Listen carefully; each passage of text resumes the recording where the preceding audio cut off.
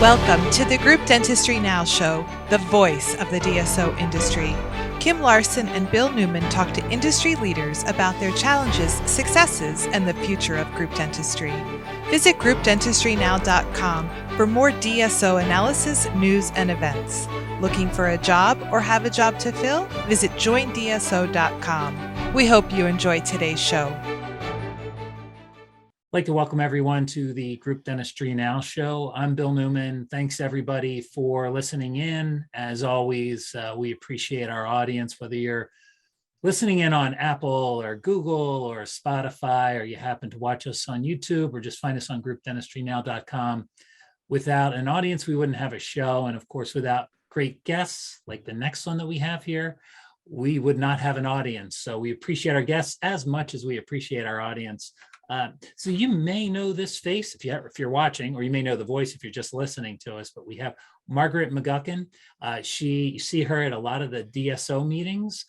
So whether they're virtual or now we're finally getting back in person, she's done the Dykema meeting before and a bunch of others. So Margaret, welcome to the Group Dentistry Now Show. Thank you. I'm thrilled to be with you on this cold winter's day in Denver. Is it cold in Denver? 14 inches of snow and very cold. Gosh, well, we don't have 14 inches of snow here in Philadelphia, but it's cold. we have about an inch left. A lot of it's melted. So Margaret's company is i3 Ignite. She is the co-founder and principal there. She's going to get into exactly what i3 does. But first, I'll give you a little bit of her background. She was the founding chief operating officer for just a small, probably never heard of them before, a company called ClearChoice Dental Implant Centers. I'm kidding about that. Most people should know who they are. They were acquired by Aspen Dental Management, about maybe a year ago now? A little, yeah, almost 2 years ago. Is that right? So it was a year. They were acquired in January of 2021. So yeah. Yeah, so that was a big deal. I mean, that was Aspen, not necessarily known for acquisitions. It was a really nice fit. But Margaret was like I said, the founding chief operating officer there. So she was there when they had one location. But talk a little bit about that one location, because this is really interesting. So it was literally an open bay ortho office in which ClearChoice was started. So can you even imagine doing implants in that type of physical facility? No, we were crazy. We had to take our patients to their surgery in a Lincoln town car, and then brought them back for the restorative work. We converted a storage room that wasn't that big into the restorative suite for the prosthodontist.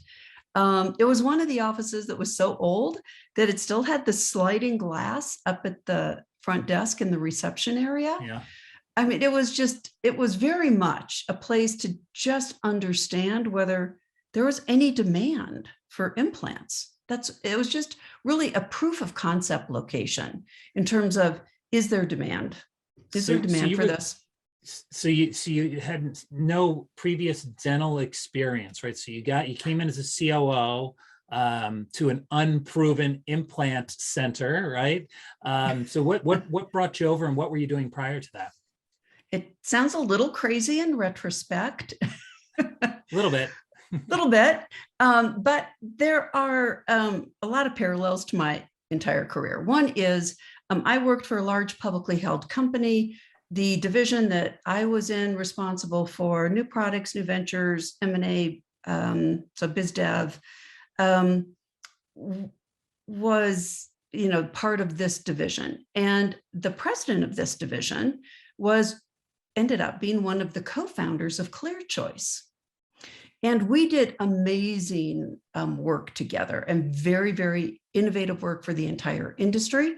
We had a business plan. Because we had a business plan to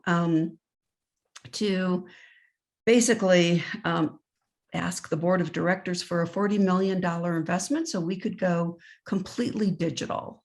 And we were a media company, and nobody else in the industry was even considering doing that. And so when he started at ClearChoice. I happened to be a chief marketing officer at a healthcare company, direct consumer in Texas. And he called and said, hey, I think we've actually validated demand. Would you come work for us and scale us? Because you know how to scale better than anybody I know. And he was a former McKinsey consultant, came up through the CFO ranks. And so he knew a little something about scaling. So yeah, like we packed up our stuff and moved back to Denver. And that was, and I loved every minute of it. And I think one of the I've got kind of these 5 don'ts for a dental startup. I had a mix of working for very large companies and working for startups in my background. I worked in several totally different industries. So I was an entrepreneur in corporate life, and then I did some startups. And in dental, one of my 5 don'ts is don't be afraid if you're a newbie to dental, because the industry needs your fresh thinking. And when I look back on it, I spent 2 months listening, observing, asking questions, listening some more, reading the textbooks, asking docs questions till they probably wanted to just, kill me. But I did that for 2 months. And then I developed and wrote all the operating processes, restructured the team in terms of how we did our end-to-end workflow based on first inquiry from somebody all the way through discharge, developed new roles for people, developed the training, delivered the training, recruited everybody. And we had to get this done because our flagship opened 6 months after I joined ClearChoice. So I took a couple of months to learn, and then I wrote, and then I got all that work structured. And then it was time to start recruiting, hiring, and training people for the flagship. So it was fast, but I really encourage people to not be afraid of coming into an industry you don't know, because it's fun, it's exciting, and you've got fresh eyes on things that we've been doing the same way for a long time. And you will have a new perspective on that. And that is so critically important to the industry's success as well as each individual company's success. So at ClearChoice, you were there, scaled up from that first location. You talked about the 31 locations. Now, 31 locations may not sound like, big in the scheme of things, right? As far as if we're just location focused, right? Sometimes we get that way in the DSO space. But talk to me about that. At 31 locations, what was the revenue like? 135, close to 136 million. Yeah. And we opened 31 locations, not all of which were de novo, but by far the majority were in 4 years. Wow. That's from the opening date of the flagship. And then, of course, I kind of stopped counting revenue 6 months before we actually completed the transaction with the private equity company at the first turn. So these are massive practices. We're doing a lot of implantology. Oh, yeah. I mean, and only implantology. And, the top performing practices were in the 12 million plus revenue range. And we were quite EBITDA positive, which kind of one of my, EBITDA is so important, and we talk about it so much today because of what's happening in the M&A environment, which is super exciting. But really, if you're a startup, if you're an early stage DSO, you're never going to get the EBITDA if you don't get the revenue. So I always say, focus on revenue, focus on revenue, focus on revenue. Be a smart operator, and the EBITDA will come. But don't think that you can reduce expenses and create growth, significant growth anyway. Yeah, that's some great advice for sure. You get, I think especially the solo practitioners were focused on revenue, right? production. And then of course, as you start to scale up, all of a sudden this EBITDA thing comes in, and now you're going, all right, which way do we go? Right. So it's still focus on the revenue, but don't be crazy about just cutting costs to increase the EBITDA. Yeah, because it just, you can incrementally reduce expenses and improve your EBITDA, no question about it. And there are a lot of great companies who can help practices do that. But ultimately, you will never have anything dropping to the bottom line if you don't have revenue, if you don't have net collections or production. And it tends to be often faster to work that top line, and not, again, that you should ever not be a good operator and go crazy with expenses. That's just stupid, but. Right. Yeah. So we talked a lot about ClearChoice. You exited ClearChoice. Tell us a little bit about what you did from ClearChoice, and now, and I really want you to focus on i3 Ignite, because you've been in the industry now doing this consulting work for quite a while. I mean, I met you, it's probably 5 years ago. Yeah. So I actually went to be, right after ClearChoice, went to be chief operating officer for a technology company that needed a turnaround. And the gentleman who had been in charge of cell services at this big publicly held company asked me to come in and do that. He was on the board. So I did that for a year, and then decided I was really burned out. And so I love healthcare. I love entrepreneurs. And so I just gave my time for 18 months gratis to an organization that coaches startups in the healthcare field. And I loved it. And that was one of my ways of giving back.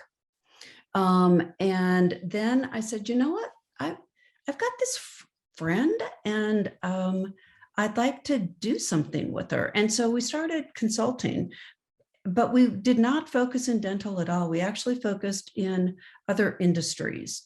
Some healthcare consulting. Actually, she comes out of some different industries than I do. And we did consulting in industries like large publicly held construction related companies and those types of folks. So it was a very broad kind of strategic view of consulting. And then right about 4 years ago, I said, I really miss dental. I want to go back and just do dental exclusively. And I had a few dental clients. And I said, I love dental in my heart. It's where I feel I love the people, and I feel like I can have some impact. So i3 Ignite, really the 3 I's represent issues, insight, and impact. And that describes the process, which is I primarily work with visionary docs, not exclusively, also work with DSOs, of course, and have worked with chief clinical officers within DSOs. But these visionary doctors have issues they're struggling with, and they're struggling with them now. And one of the things I do, instead of bringing an extremely structured program right from the get-go, which I did initially, but found that was not what these docs needed. They needed somebody to meet them where they are today. And every week, to discuss with them what a problem is that they're grappling with and haven't figured out. And by the end of the call, having a solution. So bringing these issues forward, and then, I bring insight to these issues. I have, frameworks that I've created, approaches, and tools. And the great thing is that they see impact, the 3rd I, now. They get unstuck. They get better outcomes faster. And they really bring their vision to life. So my approach is kind of, i3 Ignite is what you need to ignite your growth and change the future of dentistry. So you've been doing this now, this i3 Ignite officially for the past 3-4 years, right? Right. Talk a little bit about, because I know your background being a ClearChoice, you work a lot with specialty doctors. So do you still do a lot of that? You have the specialty docs on the implant side. I mean, do you find that that's what you're working with, or it's kind of run the gamut? While it runs the gamut, I do work a lot with specialists and with folks who are starting implant centers. And specialty is so hot right now, Bill, in the M&A space. But I've been working primarily with specialists for many years. And I think a lot of that was because I worked with over 100 of them at ClearChoice. And we really developed one of the first interdisciplinary specialist approaches at ClearChoice. So yeah, I mean, and there are very few things I haven't tried or seen in probably the DSO space, but especially in the specialty space. So I am able to be both very broad and extremely deep. So it's things as simple as this has been a longstanding client. They have a young partner, and he really wanted to increase his revenue significantly. And we worked together, and he more than doubled his revenue. And it's just having, I think, that personal relationship in terms of really thinking through with him what topics should he have in his study clubs, who's in the study clubs, what makes for an interesting or relevant presentation. And then really, because most docs are scientists, and so they understand experiments and they understand data. And so we developed a series of experiments that were data-based and figured out what works for him. And what works for him, there are principles that might work for somebody else. But I think the power in this is being able to really customize for every doc based on what it is that they need, and not just dumping everything on them at once, but structure some quick wins, get them tools, get them frameworks, do it in a way that that works for them. And what works for him might be, slightly different than what works for another young partner, but the issues are the same. So that's really interesting. You talk about, what the doc's looking for, right? So that to me says that there's a ton of opportunity in the space, right? When you can customize your approach for the dentist, like if they want to focus on implantology, or they want to, there's something that they're not necessarily good at, right? Clinically, they can focus on that. Because that's what a lot of times you talked about, the clinician or the scientist, and there are some things that they want to grow their business in a direction a lot of times, and you can do that, but you're not just helping them like find a specialty to focus on. You're also working with the team. So you talk a little bit about how you help the team so the doc can concentrate on what they want to concentrate on and grow the business.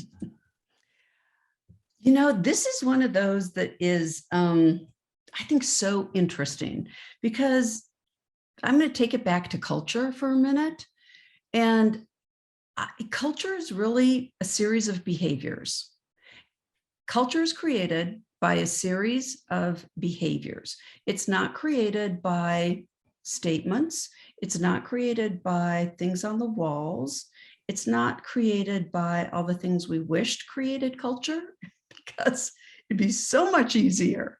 But no, it's really about a series of behavior, and one behavior isn't enough to create a culture. It has to be a series, and everybody kind of needs to be on that same page.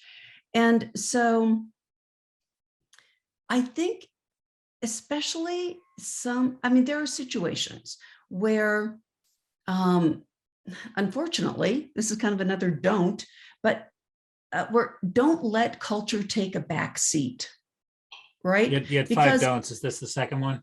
Yeah, this could be the second one. Yes, because culture creates results, and I'm all about outcomes. That's, it's why I love doing what I do and love doing what I did in more corporate environments. And having had experience in both acquisition and de novos, I think one of the real challenges with acquisitions, and I have so much respect for these integration leaders, is that it is much more difficult to change a culture if the doc leader is not good at leading a team than it is to just bring a group of strangers together and create that culture and be very secure in the knowledge that you've helped the doc understand their role as a leader and what that means. So, I mean, I think there are a lot of things that docs can do in terms of making sure culture doesn't take a back seat to all the other priorities of the day. And I think from a team standpoint, when the doc and the office or practice manager are partnering with each other and really have created a strong patient focus, number one, and a strong employee focus or team focus, number two, and who've created a strong process approach to workflow so that you can really be efficient. I think you're unbeatable. See, you're doing a lot with these groups. So we talked a little bit about the specialty side. We talked about the culture, right? And we talked about, you know, the staff or the team, and how you can help them. Talk to me a little bit about, so there's, I think as you start to scale, and I really want to focus on this because that's why you were brought over to ClearChoice, right? To really help scale, go from that 1 to 31. As you start to scale and bring on more associates, more docs, how do you identify docs that may be struggling, and then how do you handle that situation? Because I think that can be, especially for if you're talking about one of these entrepreneurial dentists that come in, it may be hard to, you may be able to identify them, but how do you handle that? Is this a long, Such a long a answer? good question. So I think, as you just said, identifying up front that they're going to be a good fit is really important. And this now is much more standard operating procedure than it was then. But, you know, we used to literally say to docs, as we were recruiting them, here's what we expect of you, like in written form. Here are the results this location needs to achieve. And here's your role as a leader. Is this of interest to you? Because if it is, great, then let's have further conversation in greater depth about how. And Jack, you know, there's like Jack Welch and others, including Warren Buffett, have said what's most important to success in companies, especially young companies, is not so much their experience for that particular thing. I'm just going to use implants as an example, right?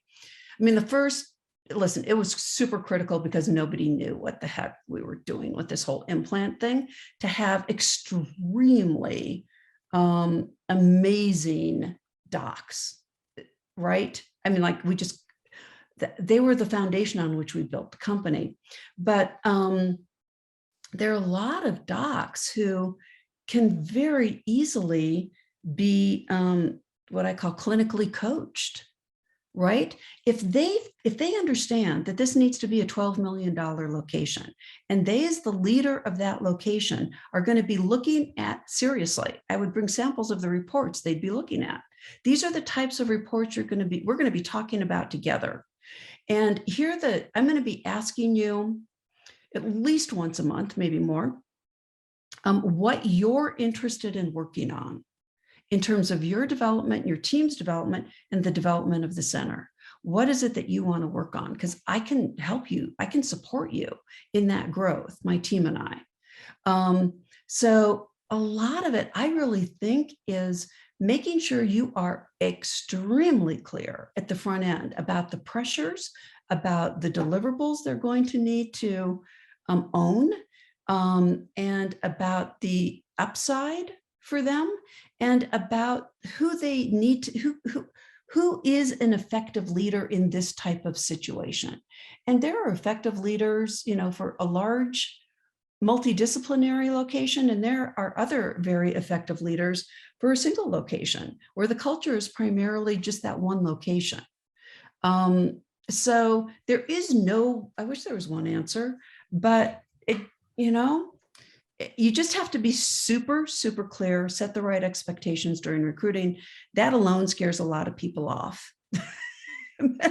The ones who are left, you're like, okay, we can work together. We can support you. We can make this happen if you are really committed to it. We've got one more question that is related to the work that you did at ClearChoice and what you're doing now at i3 Ignite. Really, they brought you in again, ClearChoice, for being a scaling expert. So do you have any, really quick tips and tricks? Like if I've again, the scaling, if you could just throw some words of wisdom out there, that would be great, because you hear it time and time again where there's there's this practice count, whatever it is, 3 locations, 5 locations, you hear it all the time. And that you get stuck, and then you may even go backwards, right? Whatever that is, whether it's revenue, whether it's motivation, frustration, it could be a combination of all. So, and it sounds like it happens to every single group out there. So let's talk a little bit about, just any words of wisdom if somebody finds themselves in that position. Yes. So I'd say top 3 things. One is you have to have a focus on revenue, net collections, production, whatever data point you want to use. And you have to understand that your processes related to revenue generation are more critical than processes related to expense reduction. They're both important, but a lot of people don't think that they need processes to scale revenue. They're like, well, I don't know, like it just happens. It does not. You will only get growth if you are process focused when it comes to revenue generation, and you've systemized things, and then you need to iterate. So I'd say focus on revenue, process and systemization. 3 then is iterate. And I say iterate, meaning data. You have to continuously, like every week, every day, improve what you're doing. So, because pretty soon that becomes scale. And it creates best practices, which are eminently scalable, right? And that's the heart of your playbook. But don't try to iterate without data. Don't iterate just only based on observation and asking people questions. Get data, and then add in all of your observations. So, and so here's an example of how one of our secrets to scaling, and I call it rapid iteration. Every week, there were several of us, a handful, less than 5, who got together because we were responsible for revenue generation. And I happened to be responsible for the P&L of all of our locations and responsible for pretty much all the DSO functions except like accounting and finance. Nobody wants me there for sure. And I know real estate, I don't know, probably just about everything else that related to patients and our locations, I was responsible for, including HR and some things like that. I was not responsible for legal, which Brian Caleo will tell you is a good thing too. So this 3 or 4 of us got together every Friday morning. We had all been out in our locations for 4 days that week, right? 4 days, typically two markets a week, and lots of phone calls to all the other locations in between. And we brought our observations back in terms of what we needed to do to increase our revenue. And we every day looked at our dashboard. And I knew we every day looked at our dashboard because I would call people and say, hey, did you see the number with this metric? Like, what are your thoughts on that? So everybody knew what the expectation was, and everybody was very focused on the data. And so we sat down with the data, and we sat down with our observations and our questions. We typically sat down for 3 hours, maybe 4. But at the end of that, we had one thing, not 2 things, not 3 things, not 5 things, one thing that we were going to change on Monday morning. And my team and I developed a communication system. And the only reason I say is because we had no money. We had no money. And so we couldn't hire people for 18 months, maybe. I mean, it was a long time. Yeah. So we were like each doing this stuff, like rolling up our sleeves and getting it done, figuring out how to do it and getting it done. And so there was a communication system in place. So every location knew by the end of Friday afternoon what was going to change Monday morning. And they were on board and they knew what they had to do. And they said, yes, we're committed to doing it. And then we checked in with them and said, okay, so it's Tuesday or Wednesday, typically Tuesday. How are things going? What are you seeing? What's working well? What's not working? So it was very clear. If they didn't have any data from Monday, we're like, hold on, reset. And we came out with that one thing that we were going to experiment with or test with, which is one of my 5 don'ts for a dental startup, which is don't be afraid to test. Listen, it's a week. There's just not enough risk in a week.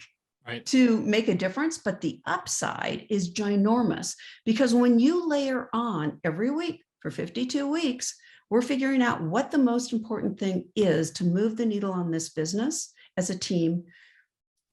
And everybody in every location, we don't, as Dr. Maloney used to say, we don't think, wish, hope, or pray. We know that it's happening in every location. You can scale so quickly because you're learning and acting on and taking action on data and observations. It's so powerful. So the third thing is rapid iteration. So we got some really great don'ts and we got some even greater tips on how to scale. So that's wonderful. I want to pivot from the consulting that you do and talk about one of your passions before we wrap things up.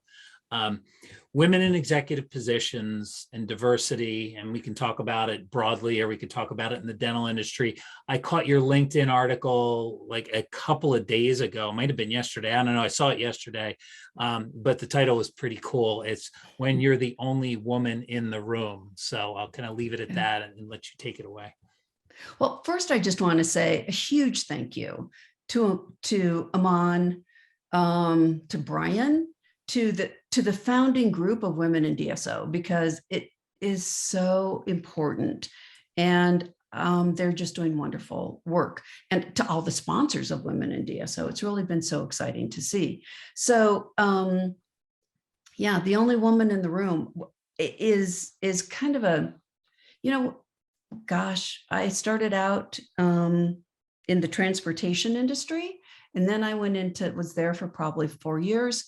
Then went into banking, got my MBA while I was in retail banking, and then was in telecom and media, and then healthcare, which includes dental.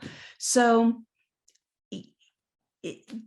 as the only woman in the room, I think it's really important to understand that you've got to really use data. I mean, really, that's kind of, if I had one takeaway for women, master the data. Because number one, this has been proven with data so many times and continues to be.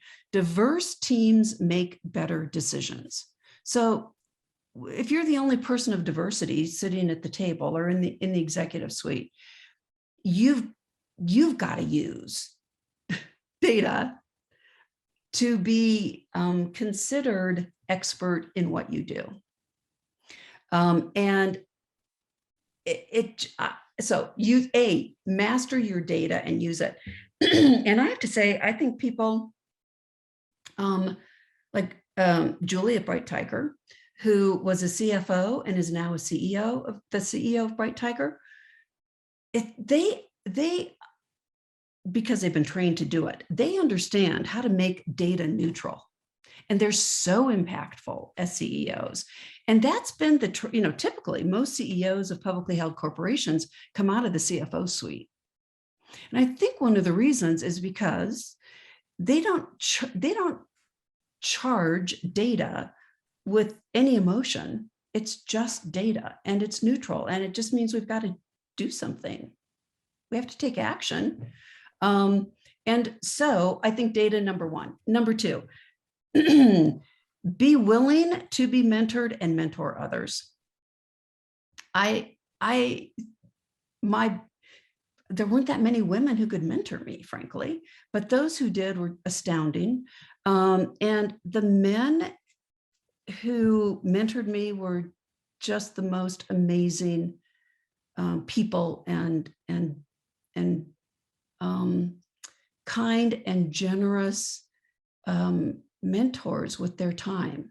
And I think it's made a huge difference to this next generation of female leaders. So don't forget to find a mentor, be an excellent mentee, and they could be male, they could be female. It just doesn't matter as long as they have the spirit to do it. And that for me was one of the things I loved the most about working in organizations is I had the ability to help people develop themselves. None of us can say we've developed somebody because even with our children, they choose pretty much what they're going to do. Yeah, that's my experience. And it sounds like yours. So, but what we can do is offer to be a mentor, and to offer to help people who want to develop themselves, and to just take the time to do that, which is not easy to find, but it's so important. I think it's important to who we are as leaders that we do that. I think it's important to how we build effective and generous organizations, and how we just, kind of keep on passing the torch to each other and get more and more impactful as diverse leaders. And so I'm all about diverse leadership. I think whether it's on a board of directors, whether it's in a startup, or whether it's in a growth company, the more we honor each other and listen to each other's diversity and mentor each other in terms of our development, and thinking about how we make decisions, the stronger and the better every industry will be, including our own. Well, Margaret, you talked a little bit about the mentorship, and now you've got women in DSO, so you actually have a structured organization. So if you feel like you need a mentor, there's an organization now that didn't exist a year ago. So it's really it's great. I mean, the industry, and I know you're involved with women in DSO. So I'm going to let, as we shut this down here, podcast, I would just love for you to shout out for the listeners, and then we'll also drop the email address in the show notes. If anybody wants to reach out to Margaret and take advantage of her consulting services and find out, I think we got maybe 2.5 of the don'ts. So there's at least another 2.5 that you still need to hear, and plenty of scaling tips that we didn't get. Margaret, what's your email address? So it's Margaret, MARGARET @i3ignite.com. Super easy. Yep. And we'll have that in the show notes. So you don't have to memorize it, but if you're listening, then you don't have to look at the show notes. You just rewind and write it down. Wonderful. So, hey, thanks, Margaret, first off, for being a part of the Group Dentistry Now show. It was just a short time ago that we met at the AADGP meeting in Las Vegas. And now I'm really happy and honored to have you on the Group Dentistry Now show podcast. So thanks for joining us today. Oh, I'm so thrilled and so appreciate your time and your invitation. And it's an honor to be with you, Bill, as one of the leaders of this whole industry. You're just foundational to the growth. So thank you. We appreciate that. We appreciate you. And of course, like I mentioned before, we appreciate our audience.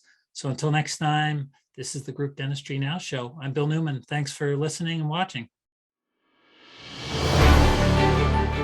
The Group Dentistry Now show has listeners across North and South America, Europe, Asia, and Australia. If you like our show, subscribe today and please tell your colleagues about us.